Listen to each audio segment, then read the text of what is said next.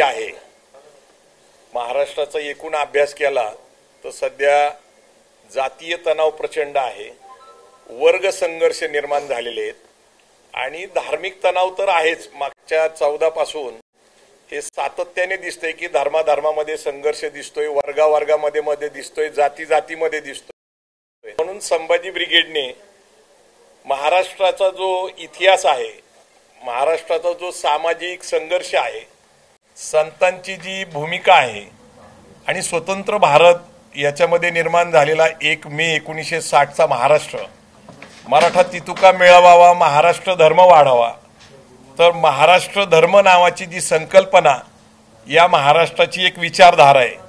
महाराष्ट्र धर्म हा आपल्या इतिहासात संत परंपरेतनं, समाज सुधारकातनं, स्वराज्यातनं आणि स्वातंत्र्याच्या लढ्यातनं आपल्याला सातत्याने पाहायला मिळतो आणि तो एक खऱ्या अर्थाने एक विचार आहे। त्याच अनुषंगाने आपल्याला आता पुढे जायला पाहिजे, कारण 21वं शतक हे स्पर्धेचं शतक आहे। आज जग बदललेलं आहे।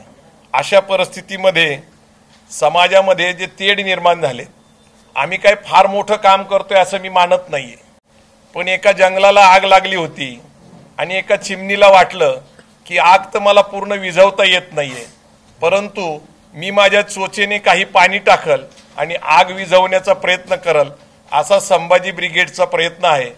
पिंपरी चिंचवडला अत्यंत यशस्वी असा महाराष्ट्र धर्माचा कार्यक्रम झाला। धर्म म्हणजे धारण करणं, धर्म म्हणजे त्या पद्धतीने जगणं, रूढ अर्थाने जे आपण धर्म पाहतो त्या धर्माचा विचार या ठिकाणी आम्ही मांडत नाहीयेत।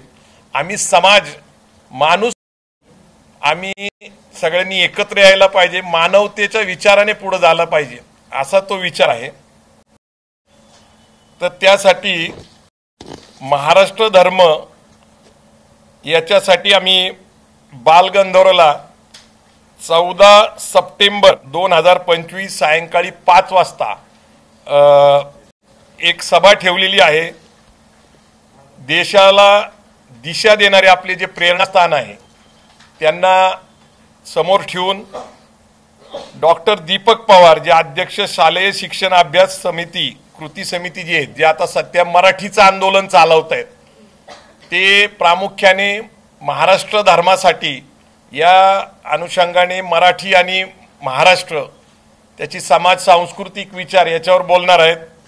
डॉक्टर श्रीराम पवार हे संत परंपरा, समाज सुधारक आणि स्वातंत्र्याच्या आंदोलनातलं महाराष्ट्राचं योगदान आणि महाराष्ट्र धर्म याच्यासाठी ते बोलणार आहेत। यापूर्वी ते आपल्या कार्यक्रमात महाराष्ट्र धर्मावर बोललेले आहेत। डॉक्टर प्रकाश पवार हे सामाजिक आणि राजकीय महाराष्ट्राची जी परिस्थिती आहे त्याच्यावर बोलणार आहेत आणि या कार्यक्रमामध्ये यांचे अनुयायी नितीन पवार, जे सरचिटणीस रिक्षा पंचायत समिती ते आहेत, हमाल पंचायत वगैरे बाबा आडवणबरोबर काम करतायत, तर त्यांचा एक सत्कार आम्ही ठेवलेला आहे त्यांच्या समाज कार्यासाठी। आणि कॉम्रेड किशोर ढमाले, जे सत्यशोधक संघटना आहे, सत्यशोधक सभा आहे, याचे ते प्रमुख कार्यकर्ते आहेत आणि त्यांचाही आम्ही या ठिकाणी सत्कार ठेवलेला आहे। प्रामुख्याने महाराष्ट्रामध्ये निर्माण झालेली अस्वस्थता आणि सामाजिक टोकदार जो झालेला आहे, म्हणजे आपण इतके आता अस्वस्थ आहे की कुणी काही बोललं तरी समाजामध्ये एक प्रतिक्रिया निर्माण होती। प्रचार प्रसार माध्यमातून आम्ही सातत्याने बघतोय की अत्यंत टोकदार पद्धतीने मांडणी होती। या परिणाम समाजामध्ये काय होतोय याचा नेते विचार करत नाहीये आणि म्हणून सर्व समावेशक समाजाला एकत्र करण्यासाठी महाराष्ट्र धर्मासाठी हा कार्यक्रम आम्ही महाराष्ट्रभर प्रत्येक जिल्ह्यात घेऊन जात आहोत आणि याला आम्हाला आता चांगला प्रतिसाद मिळत आहे।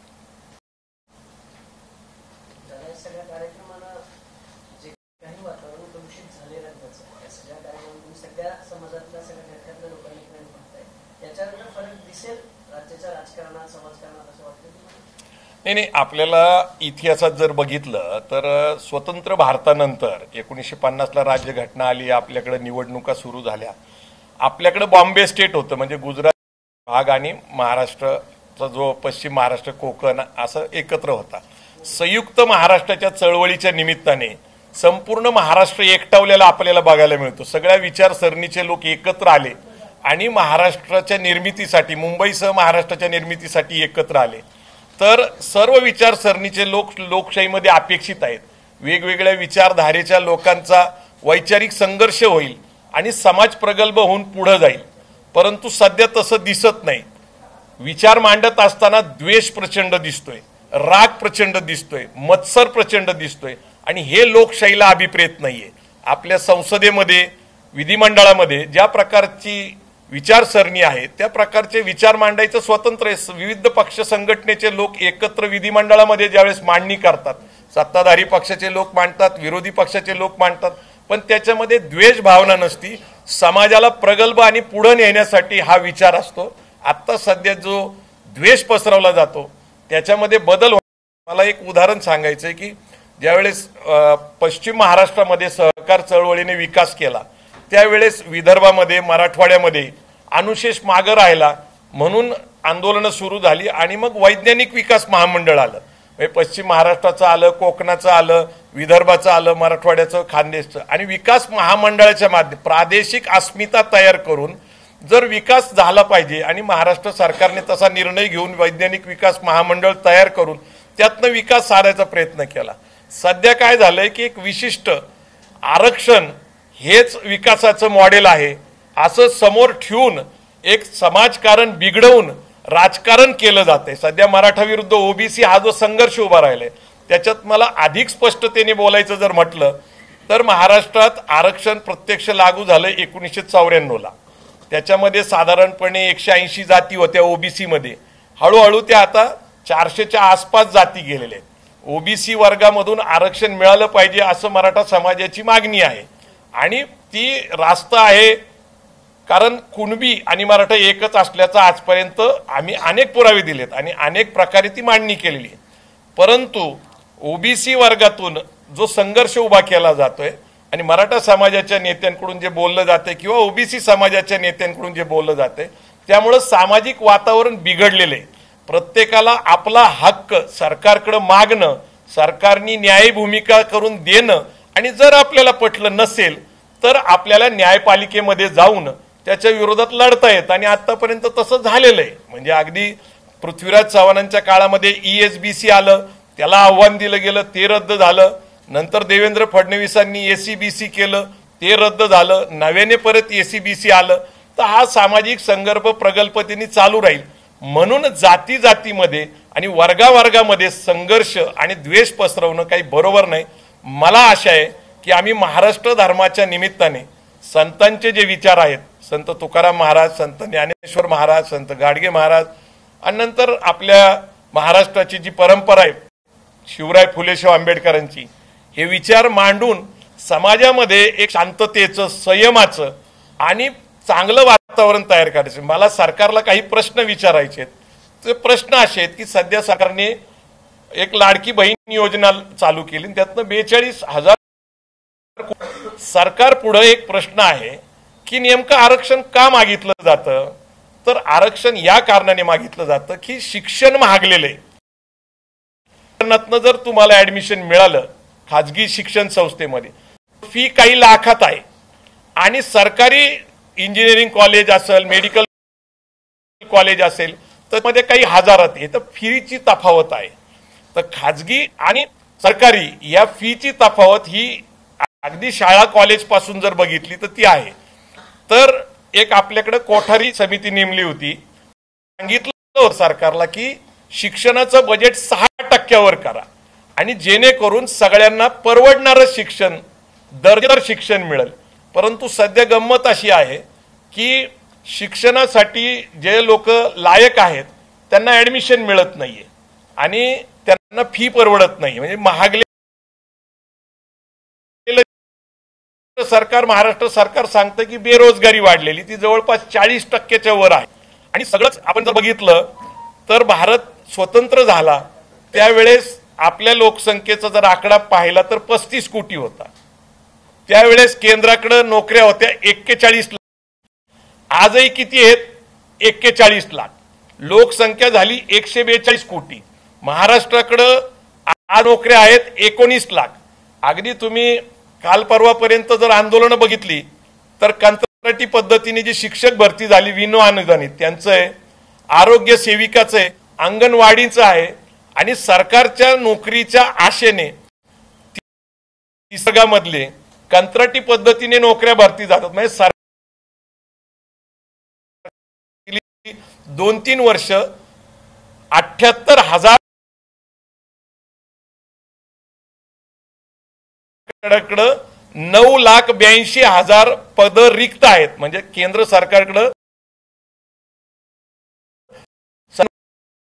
नोकरीची भरती होत नाहीये। महाराष्ट्र 1000 भरती आहे पण ती भरती केली जात नाहीये। बेरोजगारी आहे, सरकारकडे नोकऱ्या उपलब्ध होत नाही आणि जागतिकीकरण, खाजगीकरण, उदारीकरणानंतर महाराष्ट्र आणि केंद्राच्या सरकारमधल्या नोकऱ्या कमी झालेल्या आहेत। तर मला असं वाटतं की सरकारने सत्य बोललं पाहिजे की नेमकी खरी परिस्थिती काय आहे। आणि जर मुलांना चांगलं दर्जेदार शिक्षण मिळालं, म्हणजे जगभरात ज्या देशांनी प्रगती केली त्यांनी शिक्षणावरचा खर्च वाढवला, उच्च दर्जाच्या शिक्षणाचा खर्च वाढवला आणि दर्जेदार शिक्षण मिळाल्यानंतर त्या देशातल्या तरुणांनी जगभर जाऊन उद्योग, व्यवसाय, नोकरी करून भारतात परत आले असतील, त्यांनी प्रगती असेल। तर आजची जी समस्या आहे तर महागलेलं शिक्षण आणि बेरोजगारी आहे आणि त्याचंच कारण आहे लोक आरक्षण मागतायत। त्यामुळे सरकारने सांगितलं पाहिजे आणि मला असं वाटतं की सरकारला हे करणं शक्य आहे। याच्यासाठी घटनेत दुरुस्तीची गरज नाहीये, नवीन कायदा करण्याची गरज नाही, हे प्राथमिक गरज आहे। आणि जगभरामध्ये जे साम्यवादी देश आहे तिथं आरोग्य आणि शिक्षण हे सरकारी सेवा योजनामध्ये येतं। आपल्याकडे आता ते खाजगीकरणानंतर त्याला उद्योगाचा दर्जा मिळालेला आहे। म्हणजे शिक्षण हा व्यवसायाचा भाग झाला, आरोग्य हा व्यवसायाचा भाग झाला। तर याची पुनर्मांडणी झाली पाहिजे। बोलण्यासारखं खूप आहे पण महाराष्ट्र धर्माच्या निमित्ताने आम्हाला समाज एकत्र यावा आणि इथं एक चांगलं वातावरण महाराष्ट्र धर्माचं व्हावं असं वाटतं।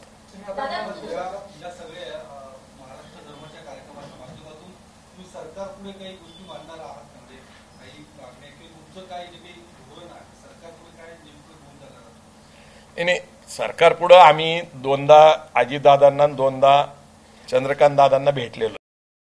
विषय काय आहे की तुम्ही आत्ताच 3रा राऊंड पूर्ण झाला, 3रा राऊंड पूर्ण झाल्यानंतर तुम्ही जर बघितलं SC ST OBC आणि खुल्या वर्गातलं मेरिट हे अगदी 1-2% पुढे मागे झालेले।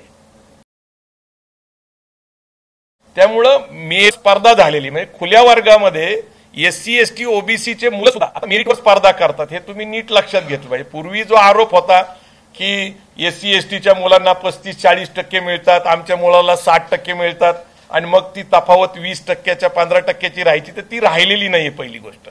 त्यामुळं आरक्षण वर्गामध्ये जरी तुम्ही येत असला किंवा खुल्या वर्गात जरी येत असला तरी आता मेरिट एकदम कट टू कट झालेले, हे महत्वाचा विषय आहे। दुसरा विषय काय आहे, हे मेरिट मधून आल्यानंतर त्यांना सरकारी जर योजनेमध्ये फायदा मिळाला तर त्यांना परवडतं, परंतु खाजगी कॉलेजमध्ये जायचं म्हटलं तर ते परवडत नाही। अगदी आता डॉक्टर प्रकाश पवार जे आपल्या कार्यक्रमाला बोलणार आहेत, त्यांचा मुलगा MBBS ला डॉक्टर होण्यासाठी 1 कोटी रुपये खर्च आला।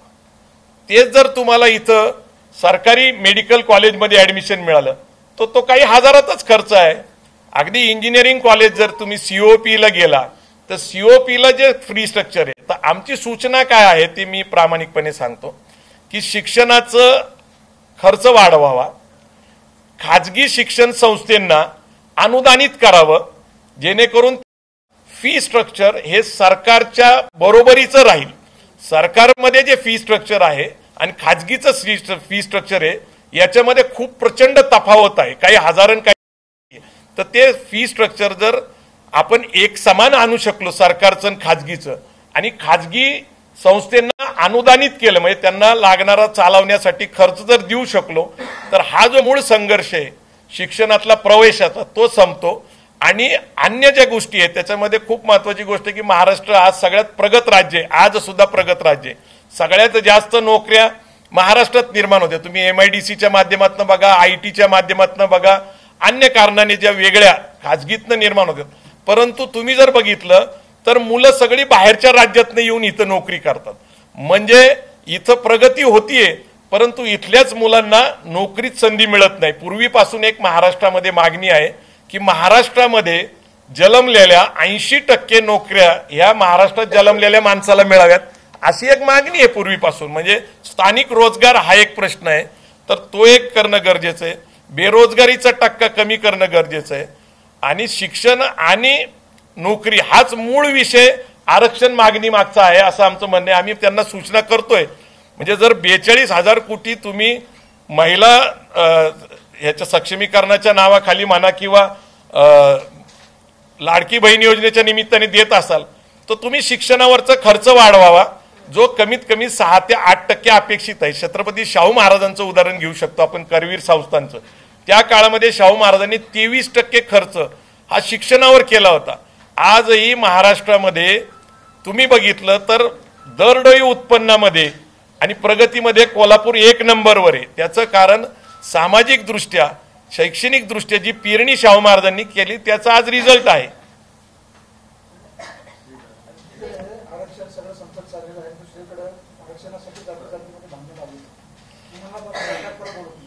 नाही, मूळ प्रश्न काय आहे की सरकारकडे नोकऱ्या किती आहेत हा मी पहिला प्रश्न सांगितला. म्हणजे 41 लाख केंद्राकडे आणि महाराष्ट्राकडे 19 लाख. परत दुसरी महत्वाची गोष्ट आहे की खाजगीकरणानंतर नोकर भरती कमी झालेली आहे आणि 3रा आणि 4था वर्ग जो असतो त्याची भरतीच होत नाहीये. ती भरती होत नसल्यामुळं तिथं जी काही लोक आहेत ती कंत्राटी पद्धतीने आलेली आहेत. म्हणजे सरकारकडे नोकऱ्या नाहीये, खाजगी क्षेत्रामध्ये सुद्धा बेरोजगारी आहे, परदेशातनं नवीन उद्योग येत नाहीये, नवीन उद्योग तयार केले जात नाहीये, बेरोजगारीचा टक्का सरकार जाहीर करते 40%. तर सर्व जाती समूहाचाच प्रश्न महागलेलं शिक्षण आणि बेरोजगारी आहे. तो काही एका जातीचा किंवा एका वर्गाचा प्रश्न नाही. परंतु राजकारणाच्या साठी जर एक जात आणि एक वर्ग समोरासमोर उभा करून जर काही राजकारण केलं असेल तर ते बरोबर नाही. ते लोकशाहीच्या हिताचं नाहीये आणि महाराष्ट्राच्या हिताचं नाही.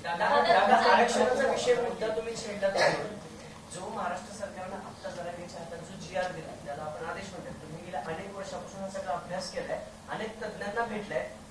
विषय असा आहे, ओबीसी समाज म्हणतो की आमच्यावर अन्याय झाला, हे म्हणतात की ओबीसी समाजाला धक्का नाही लागला. नेमका तो GR काय आहे? हैदराबाद गॅजेट लागू केल्यावर मराठवाड्यातल्या मराठ्यांना तो GR काय समजावून सांगा आणि नेमकं यातून मराठ्यांची फसवणूक झाली की खरंच आरक्षण मिळतं? नाही, माझं मराठी शूद्र नावाचं पुस्तक आहे. त्याच्यामध्ये हे जे सगळे गॅजेट बद्दल आता जी चर्चा होती, मग ती हैदराबाद गॅजेट असेल, कोल्हापूर गॅजेट असेल, सातारा गॅजेट, प्रत्येक जिल्ह्याचं ब्रिटिश गॅजेट करत होतं. आणि त्या गॅजेटमध्ये तिथली सामाजिक, भौगोलिक सगळी जी परिस्थिती आहे तिथं जे काय आहे त्याचा एक अभ्यास लिहिला जायचा. आणि 1881 ते 1931 च्या जनगणनेप्रमाणे, त्याच्या जनगणनेप्रमाणे त्या जिल्ह्यातील जातीय जी काही वर्गवारी आहे किंवा टक्केवारी आहे तिची फक्त नोंद आहे.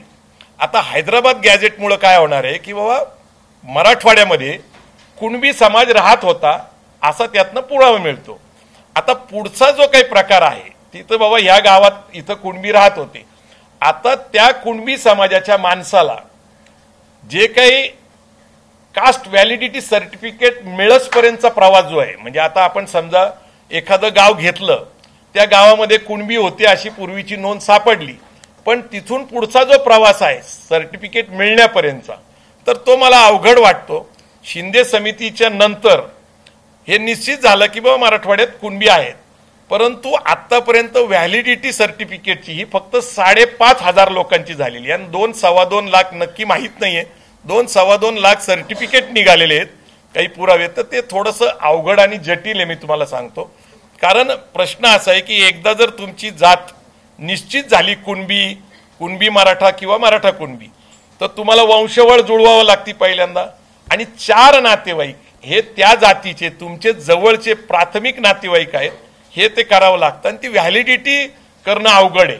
म्हणजे कुणबी सर्टिफिकेट मिळू शकतं, पण व्हॅलिडिटी आणि त्याचा लाभ घेणं आणि नक्की किती लोकांना खरंच कुणबी सर्टिफिकेट काढायचं एक, त्याच्यानंतर शिक्षणास पात्र होऊन किती मुलांना त्याचा लाभ मिळतो 2, आणि शिक्षण झाल्यानंतर कुणबी ओबीसी मधून खरंच त्यांना सरकारी नोकरीमध्ये किती फायदा मिळतो.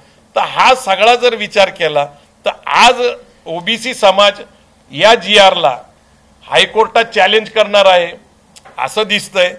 आणि दुसरीकडं मराठा समाजामध्ये वातावरण आहे की बाबा आपल्याला न्याय मिळालेला आहे, तर आपल्याला येणाऱ्या काळामध्ये नेमकं हे प्रकरण कोर्टात गेल्यानंतर तो GR टिकतो का इथपासून, तर त्या GRच्या निमित्ताने पुढच्या वर्षभरामध्ये किती लाभ मिळतो हे पाहायला लागेल. म्हणजे सरकारनं फसवणूक केली का? दोन प्रश्न. या सगळ्यानंतर सरकारनं फसवणूक केली का? आणि समजा हैदराबाद गॅजेट नंतर हे लागू झालं, ओबीसी आरक्षणाला धक्का बसेल? मूळ प्रश्न काय मी तुम्हाला सांगू का, सरकारचं जे धोरण आहे आरक्षणाबद्दल त्याला एक मर्यादा आहे. सरकारने प्रथम सत्य मान्य केलं पाहिजे.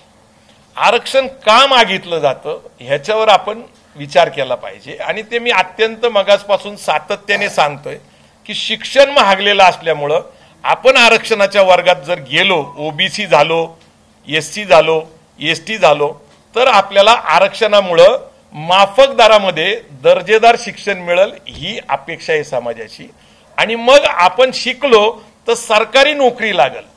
खाजगीकरणात अजून आरक्षण आलेलं नाहीये, त्यामुळे सरकारी नोकरी लागल या दोनच अपेक्षा आहेत समाजाच्या. आणि समाजाला सत्य सांगितलं पाहिजे. त्यातलं एक उपाय जे ते शिक्षणाचं बजेट वाढवणं आणि दर्जेदार उत्तम शिक्षण माफक दरात देणं ही गोष्ट आहे.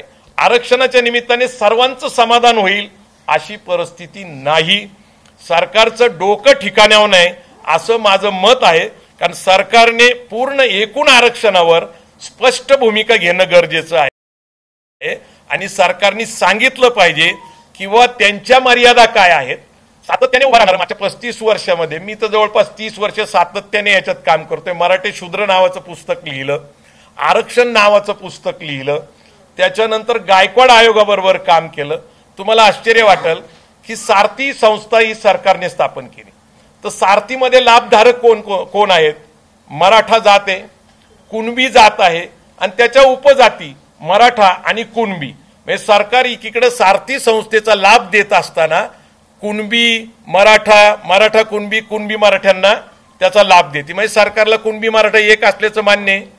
दुसरं, अण्णासाहेब पाटील आर्थिक विकास महामंडळ याच्यामध्ये कुणाला लाभ मिळतो तर तिथेही नियम आहे मराठा कुणबी या दोन जाती आणि उपजाती म्हणून मराठा कुणबी, कुणबी मराठा. म्हणजे सरकारच्या दोन जातींमध्ये मराठा कुणबी, कुणबी मराठा आरक्षणाच्या बरोबरच या दोन संस्थेमध्ये लाभ मिळतो. गायकवाड आयोगाने जो अहवाल दिला होता त्या अहवालाला सुप्रीम कोर्टाने नाकारलं, बरोबर आहे. हे नाकारल्यानंतर परत देवेंद्र फडणवीस सरकारने नव्याने ACBC वर्ग तयार केला. ACBC वर्गाचा अर्थ काय? Socially educationally backward class.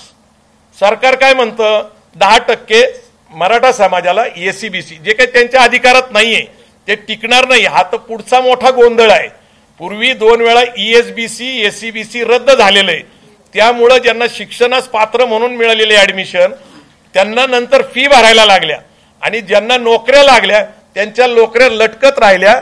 कारण SC ST OBCचा कोटा भरलेला होता. ACBC रद्द झाला आणि त्याच्यामध्ये अनेक तरुणांची खूप प्रचंड नुकसान झालं. आणि आता ACBC जी केली जाते ती सुद्धा टिकणार नाही. सरकार एकीकडे मराठा समाजाला OBCचं status socially educationally backward class म्हणून देतं, परंतु मराठा समाजाचा OBC मध्ये सरसकट समावेश करत नाही. तर याच्यावर बराच खल झालेला आहे, परंतु मला त्याच्यात फार काही बोलायचं नाहीये. सरकारला जर खरंच काय करायचं असेल तर दर्जेदार शिक्षण माफक दरामध्ये शिक्षणात बजेट वाढवणे, बेरोजगारी हटवण्यासाठी नवीन धंदे उद्योग व्यवसाय सरकारी नोकरीमध्ये जे कंत्राटी पद्धतीने भरती केलेली आहे त्या कंत्राटी पद्धतीच्या लोकांना न्याय मिळावा. आरक्षण हा महत्वाचा मुद्दा आहे का तर निश्चित आहे, पण आरक्षणामुळेच सगळे प्रश्न सुटू शकतात असं मी मागच्या 25-30 वर्षाच्या सामाजिक जीवनातल्या अभ्यासावरनं सांगू शकतो की सरकारने आता अन्य पर्याय शोधले पाहिजे. सरकारने सत्य बोललं पाहिजे.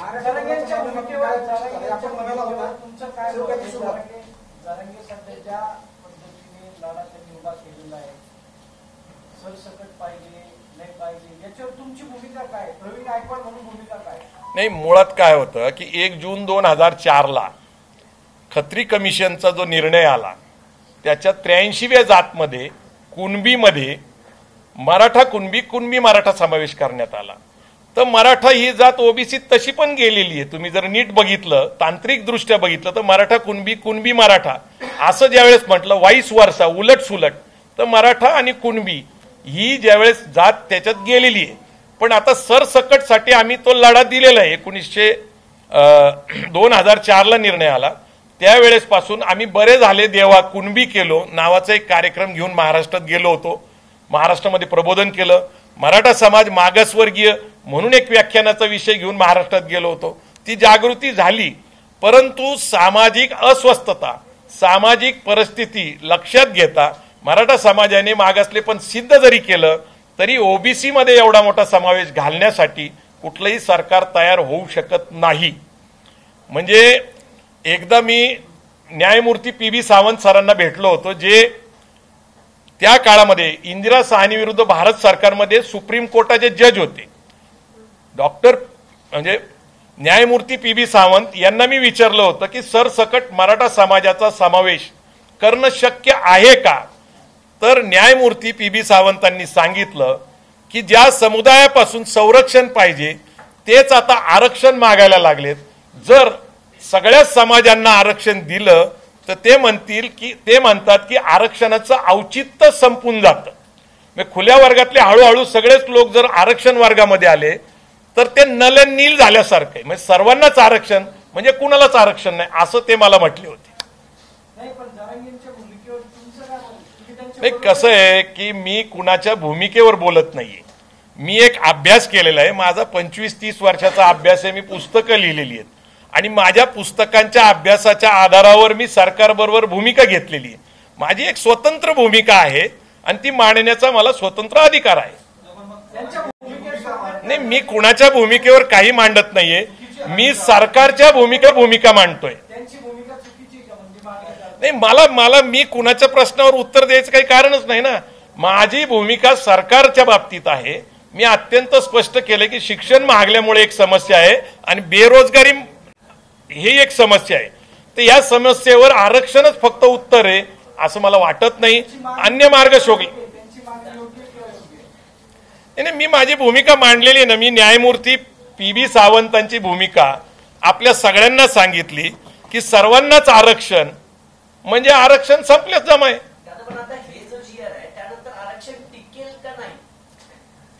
नाही, असं आहे की आरक्षण हा जो विषय आहे ना खूप व्यापक आहे.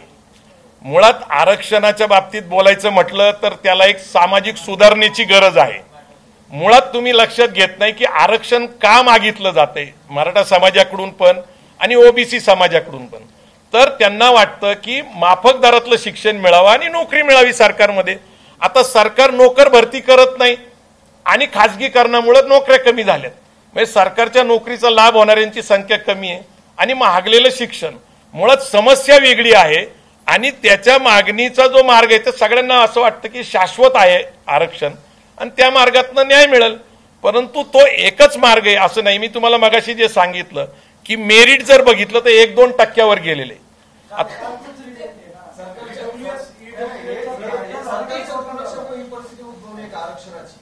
काय म्हणतो मराठवाड्यातून जास्त रोष आहे. तर शेती म्हणा, पाणी म्हणा, हमीभाव म्हणा, तर एकीकडं दुष्काळ म्हणा, एकीकडं त्यांची खर्च वाढतोय पण मुलांच्या शिक्षणाचा खर्च इकडे पण वाढतोय पण उत्पन्न काही मिळत नाही. त्यामुळे ही परिस्थिती निर्माण झाली. मी मागं सांगितलं होतं की पूर्वी असं अनबॅलन्सिंग झालेलं आहे. पश्चिम महाराष्ट्राचा विकास झाला पण विदर्भ, मराठवाडा, खानदेश, कोकण मागासलेलं राहिलं. म्हणून आपल्याकडे वैज्ञानिक विकास महामंडळ आणली. वैज्ञानिक विकास महामंडळामध्ये अनेक योजना आणल्या. अनेक योजनेच्या माध्यमातून जी काही त्यांची परिस्थिती होती त्यांना अनुदान देऊन तो विकास केला गेला. त्यावेळेस कसं होतं की मराठवाड्याची अस्मिता होती, कोकणाची अस्मिता होती, खानदेशाची, तर ती प्रादेशिक अस्मिता होती त्या भागाच्या लोकांची. पण आता जातीय अस्मिता झाल्यामुळे काय झालंय, जाती म्हणजे त्यातून जे काही लाभ मिळवायचा प्रयत्न करतोय तर दुसऱ्या जाती अस्वस्थ व्हायला लागलेल्या आहेत आणि ते परवडणारं नाहीये, लक्षात घ्या. आणि म्हणून एकूण परिस्थितीचा विचार केला तर फक्त आरक्षणाने सगळ्या समस्या सुटू शकतात असं मी मानत नाही, आमची संघटना मानत नाही. सध्या आमचा फोकस हा महाराष्ट्र धर्मासाठी आहे आणि महाराष्ट्र धर्मासाठी आमची भूमिका आहे की SC ST OBC खुल्या वर्गातल्या सगळ्या जाती यांनी एकत्र येऊन महाराष्ट्र शांत ठेवला पाहिजे. जातीय धार्मिक द्वेष पसरू नये. सध्या जे नेतृत्व करतात त्यांनी भाषेची मर्यादा पाळली पाहिजे. या भाषेमुळं, नेत्यांच्या भाषेमुळं समाजाचा द्वेष पसरत चाललेला आहे. तर त्यामुळं महाराष्ट्र धर्मासाठी हा महाराष्ट्रात कार्यक्रम घेऊन जात असताना महाराष्ट्राची अस्वस्थ परिस्थिती, टोकदार झालेल्या भूमिका या संपूर्ण लोकशाही पद्धतीने सगळ्यांना हक्क आहे सरकारकडे मागणी करायची. सरकारने चुकीचं धोरण घेतलं तर आपल्याला इथं जे हायकोर्ट आहे, उच्च न्यायालय आहे, सुप्रीम कोर्ट आहे, त्याच्यात त्यांना न्याय मागण्याचा अधिकार आहे. पण समाजामध्ये अस्वस्थता पसरू नये, जातीय वर्गीय धार्मिक द्वेष पसरू नये, याच्यासाठी महाराष्ट्र धर्मासाठी हा कार्यक्रम आम्ही महाराष्ट्रात घेऊन जातोय.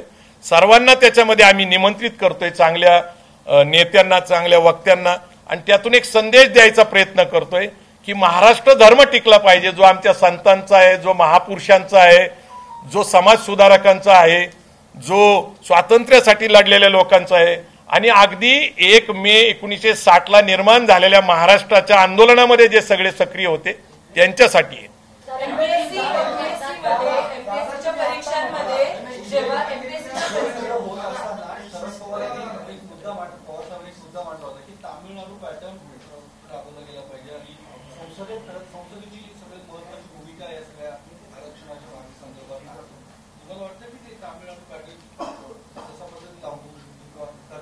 नाही, काय झालंय की तामिळनाडूमध्ये 69% जे आरक्षण आलेले आहे ते पहिला जो काका कालेलकर आयोग होता त्याच्या धर्तीवर त्यांनी त्या ठिकाणी केलेले आहे. ते खूप पूर्वीचं आहे. आता नेमकं झालं काय होतं की 69% आरक्षण आपल्यासारखं नाही. तिकडं schedule caste, schedule tribes, OBC असं बायफर्गेशन नाहीये. तिथलं बायफर्गेशन वेगळं आहे. आणि ते नेमकं नरसिंहराव सरकार सत्तेत असताना त्याच्या अगोदर VP सिंगांनी मंडल आयोग लागू केला, आणि मंडल आयोगाचा निकाल येत असताना 50% मर्यादा आली. तोपर्यंत तशा मर्यादेवर चर्चा झाली नव्हती. त्यालाही ज्यावेळेस घटना समितीमध्ये डॉक्टर बाबासाहेब आंबेडकरांनी भूमिका मांडताना सांगितलं होतं की आरक्षण हे अपवाद आहे, समता हा नियम आहे, आणि नियमापेक्षा अपवाद मोठा असू शकत नाही, म्हणून आरक्षण हे 49.5% असलं पाहिजे. हे इंदिरा साहनी विरुद्ध भारत सरकारमध्ये सुप्रीम कोर्टाने 50% मर्यादा निश्चित केली. VP सिंगचं सरकार गेलं, नरसिंहरावचं सरकार आलं. 1994 मंडल कमिशनचा निकाल आला, इंदिरा साहनी विरुद्ध भारत सरकारचा निकाल आला, त्यात 50% मर्यादा आली. त्यावेळेस जयललिताचा पाठिंबा हा नरसिंहराव सरकारला होता. नरसिंहराव सरकार अल्पमतात होतं, आणि अल्पमतात असल्यामुळं इंदिरा गांधींनी एक कायदा केला होता, 9th शेड्यूल. 9th शेड्यूलचा अर्थ असा आहे की जे धोरण सरकार घेईल, कायदा करल, त्याला हायकोर्टात, सुप्रीम कोर्टात चॅलेंज करता येणार नाही. मुख्यतः तो जमीन मिळवण्यासाठी, म्हणजे ज्यावेळेस जमीन अधिग्रहण करायचं असायचं रस्त्यासाठी, विकासासाठी, म्हणजे धरणं असतील, MIDC असेल, तर ती अडचण होती, आणि म्हणून 9th शेड्यूल तयार केलं होतं. तर त्याच्यामध्ये नरसिंहरावनी त्याला प्रोटेक्शन दिलं 9th शेड्यूलला. सध्या सुप्रीम कोर्टामध्ये 9th शेड्यूल पण चॅलेंज्ड आहे, आणि तामिळनाडूचं 50% पेक्षा वर 69% आरक्षण सुद्धा म्हणजे चॅलेंज आहे. पण अजून सुप्रीम कोर्टाचे दोन्ही विषयाचे निर्णय आलेले नाही.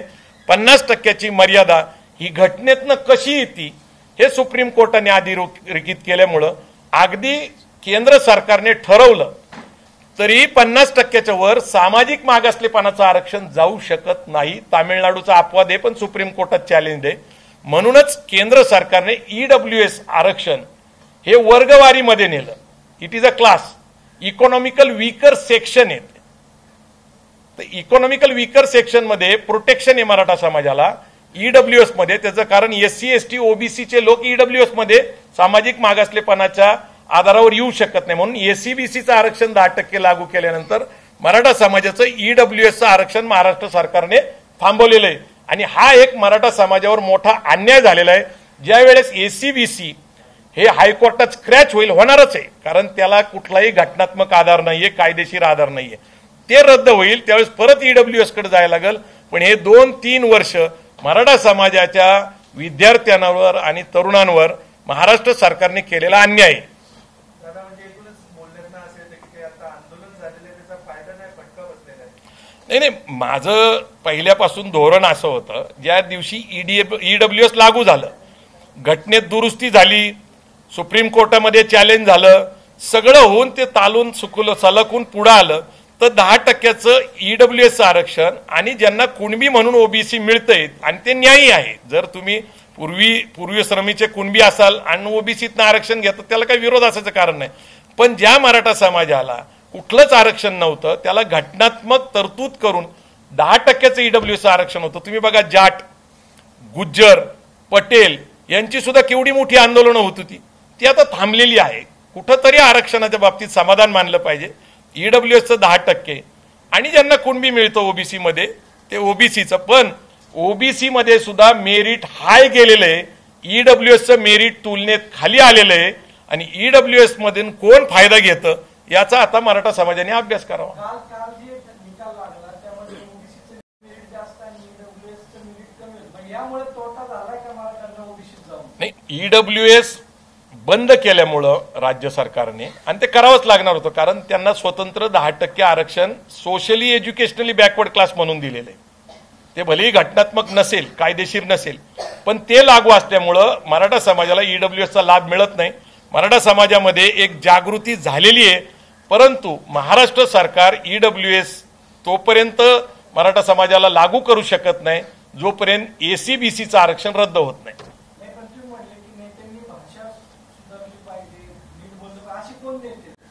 हे बघा की सध्या जी सामाजिक परिस्थिती उद्भवलेली आहे, जे सामाजिक नेतृत्व करतात विचार केला पाहिजे. नेत्याची भाषा ज्या पद्धतीची असली पाहिजे ती दिसत नाही मला. मी सर्वसमावेशक बोलणारा माणूस आहे, मी एका जातीसाठी किंवा एका समूहासाठी काम करत नाही. आणि म्हणूनच जे पण बोलतायत त्यांनी जबाबदारीने बोलावं, ज्यातून द्वेष पसरणार नाही, एखाद्या जातीचा अपमान होणार नाही, त्यातून काही नवीन दंगल सदृश्य परिस्थिती निर्माण होणार नाही. जबाबदारीने बोलावं. लोकशाहीमध्ये आपला हक्क मागण्याचा प्रत्येकाला अधिकार आहे आणि म्हणूनच आत्ता उद्भवलेल्या परिस्थितीच्या पार्श्वभूमीवर महाराष्ट्र धर्मासाठी हा कार्यक्रम आम्ही आखलेला आहे, ज्याच्यातनं समाजातल्या लोकांमध्ये एक अभिसरण होईल, एक विचार होईल. शिवाजी महाराजांचं स्वराज्य असेल, महात्मा फुलेजी सामाजिक समता असेल, बाबासाहेब आंबेडकरांनी दिलेल्या राज्यघटनेतला न्याय असेल, संतांची शिकवण असेल, याच्यातनं महाराष्ट्र शांत राहायला पाहिजे, समृद्ध झाला पाहिजे आणि प्रगतीकडे जायला पाहिजे. हे आजच्या महाराष्ट्र धर्मासाठीच्या कार्यक्रमामध्ये आम्ही अधोरेखित केलेले. डॉक्टर दीपक पवार मराठी आणि महाराष्ट्र याच्यावर बोलतील. प्रकाश पवार हे एकूणच संत महापुरुष स्वातंत्र्य आंदोलनातले लोकांचं योगदान आणि महाराष्ट्र धर्म याच्यावर बोलतील. आणि डॉक्टर पवार समाजकारण आणि राजकारण आणि महाराष्ट्र धर्म याच्यावर बोलतील. यातून पुढच्या कार्यक्रमांच्या निमित्ताने एक दिशा निश्चित ठरल. आम्ही ही फक्त सुरुवात केलेली आहे. तुमचे आम्हाला आशीर्वाद आणि मार्गदर्शनाची गरज आहे. दादा, शेवटचा प्रश्न. महिना दीड महिन्यापूर्वी जो हल्ला तुमच्यावर झाला होता त्यावेळी तुम्ही म्हटलं होतं की शेवटाची सुरुवात होते आणि ब्रिगेडी स्टाईलनं उत्तर येईल. खूप आक्रमक सगळा समाज झाला होता आणि संघटना दीड महिन्यात सगळ्याच गोष्टी केल्या जात नसतात. जे सांगायचे ते सांगितलेले आणि आता त्याची वाट बघावं लागेल. पण हल्लेखोर आहे तो नंतर माध्यमांसमोर येतो, पुन्हा सांगतो की माझ्या कृतीचा मला काही पश्चाताप नाही. नाही, ठीक आहे, आता त्याचं उत्तर देऊ. आता सध्या तो काही विषय नाही आमच्या पुढं.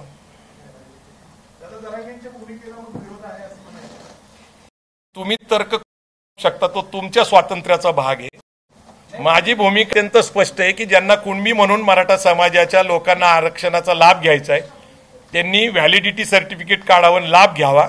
आणि ज्यांना नाही मिळत त्यांनी EWS मध्ये घ्यावं. पण सध्या EWS बंद केलं, त्यामुळे ACBCतलं आरक्षण घ्यावं. पण आरक्षण टिकण्याचा फार कमी आहे.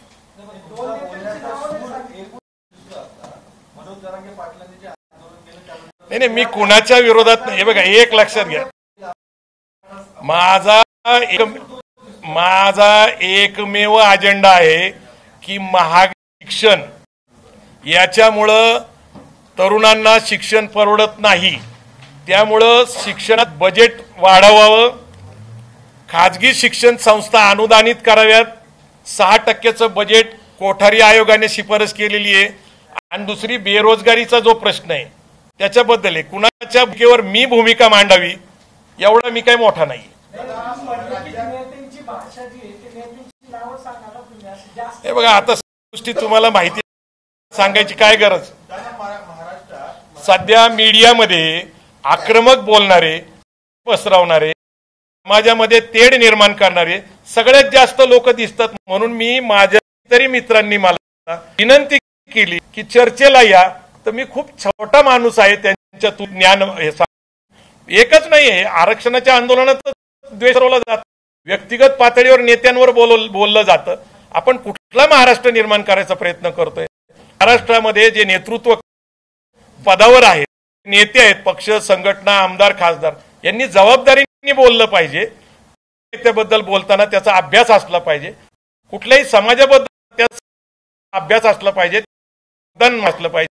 उगाच व्यक्तिगत द्वेष पसरवण्यासाठी ते करू नये. आता तुम्ही म्हटलं तर मागच्या पूर्ण 5-6 वर्षामध्ये जर बघितलं तर प्रत्येक प्रवक्ता ज्या पद्धतीने बोलतोय ती भाषाच कळत नाही ना.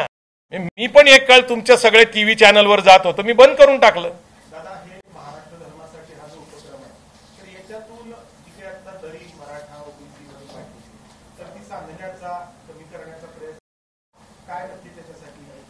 नाही, महाराष्ट्र धर्मासाठी ही जी संकल्पना आहे ती आमच्या सगळा समाज, बहुजन समाज एकत्र आणला होता.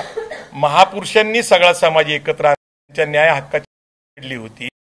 अगदी नंतरच्या काळामध्ये संयुक्त महाराष्ट्राच्या चळवळीमध्ये सगळ्या तरुणीक्ष एकत्र येऊन या महाराष्ट्रामध्ये एक विचार दिला होता की आम्ही सगळे एक आहोत. तर आम्ही सगळे एक आहोत, जात, वर्ग, धर्म वगळता महाराष्ट्राचा एक धर्म आहे. त्या धर्माच्या निमित्ताने सगळ्या लोकांनी एकत्र यावं, संवाद साध, शांतता प्रस्थापित करावी आणि प्रगतीकडे वाटचाल करावी, हा याच्या मागचा मूळ उद्देश आहे. हळूहळू हा विषय प्रगल्भ होत जाईल. सध्या आम्ही दीपक पवार हे मराठी आणि महाराष्ट्र याच्यावर बोलणार आहेत. श्रीराम पवार एकूणच समाजकारण, राजकारण किंवा महापुरुष, संत याच्यावर बोलतील. ते एक चांगली मांडणी होईल अशी अपेक्षा आहे आणि महाराष्ट्रभर आम्ही कार्यक्रम घेऊन जातोय.